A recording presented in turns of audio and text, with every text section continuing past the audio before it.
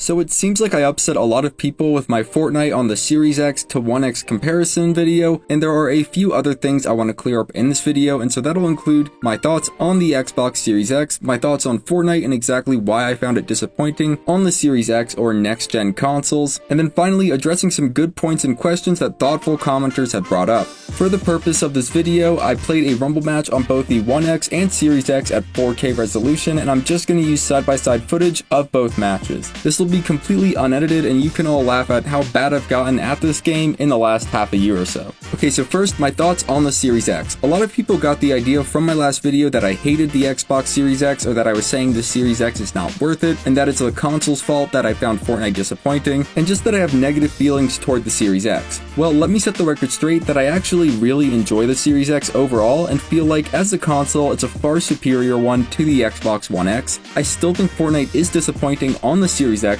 but I think Epic and the Fortnite devs are the ones responsible for that. I firmly believe that the Xbox Series X is completely capable of running Fortnite at 120 frames per second, if not at 4K resolution, then at some resolution between 1080p and 4K. And it's up to the Fortnite devs to put in a performance mode or to make the most of the Series X hardware, not Microsoft. Now let's talk about Fortnite, the next-gen update, and why I found it disappointing. So, like I mentioned in the previous video, Epic announced and implemented a patch for Fortnite so that it would be ready for the next gen. And they do deliver on the promises they made for this update. The visuals are improved at 4K resolution, the game does run very smoothly at 4K and 60 FPS, the water does look a tad bit better, and the storm wall has some new visuals to make it a bit better defined, the clouds look fluffier, and the explosions and physics are improved. All that good stuff is actually in the next-gen version of the game, and so I'm not complaining or arguing that Epic is lying or failing to deliver on any of their next-gen update promises, because they did deliver in that regard. So you might ask why I'm disappointed. Well, based on Epic's statement, I should have expected the next-gen version of Fortnite to lack a 120 frame per second mode, so I wasn't surprised that it was capped at 60 FPS. However, the Series X is capable of running games at 120 frames per second, and the performance mode in COD Black Ops Cold War is proof of that. It runs the game at 120 frames per second at a max resolution of 4K, so I would expect that Fortnite can be run at 120 frames per second on the Series X with very few drawbacks in the graphics department.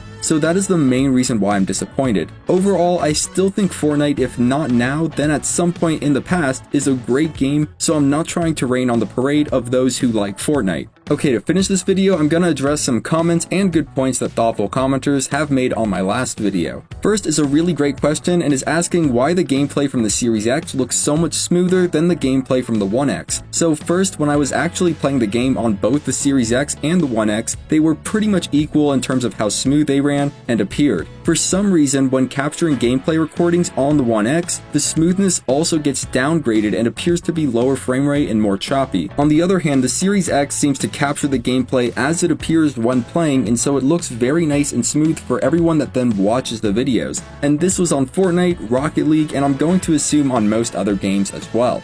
So that's definitely a positive note for the Series X. Your gameplay captures will be much smoother and more enjoyable to watch, and that's also great for making videos. Another point that was brought up is that if I compared Fortnite on the Xbox One S to the Series X, I would have seen a drastic improvement, and I 100% agree. However, I can't do this because I don't own an Xbox One S, and on top of that, the Xbox One X is still considered a last-gen console. It was just the last-gen console with the highest performance capability, so I feel like it was a good console to compare to the highest performing console of this new gen, the Series X. Next was a question asking if ping is any better on the Series X, and I'm not an expert, but I don't think that the console would affect ping. It mostly just has to do with your internet service type and provider, along with your location relative to the service that you're playing on. So on both the Series X and One X, my ping was a pretty steady 20 milliseconds. The final point was from a viewer asking about performance comparison between the One X and Series X in competitive mode endgame scenarios, where there is tons of building and players packed into a tiny zone. They go on to argue that the Series X would probably perform a lot better than the One X in this intense setting, and I 100% agree that this is very likely the case. The only problem I have is actually testing it out. The reason why is that while I used to play Fortnite a ton and was pretty good at one point from around Season 3 to Season 9 of Chapter 1,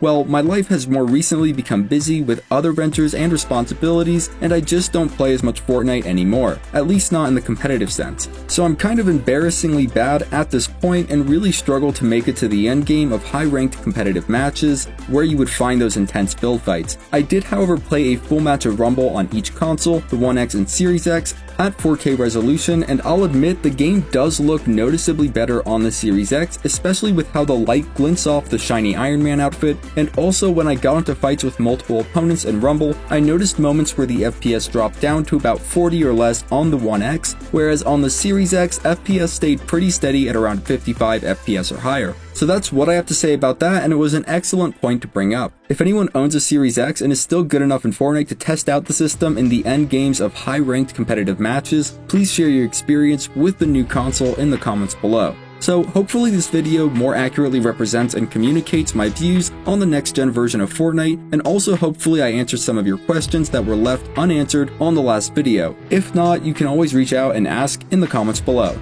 If you want to see more great content, I'll leave a few good videos at the end of this video, or you can head over to my channel where all those videos are hanging out. And if you're new, consider subscribing. You're helping me feed my cat. Her name's Marshmallow. Have a great day if you're here today, have a great Friday, and a great weekend, and as always, thanks for watching.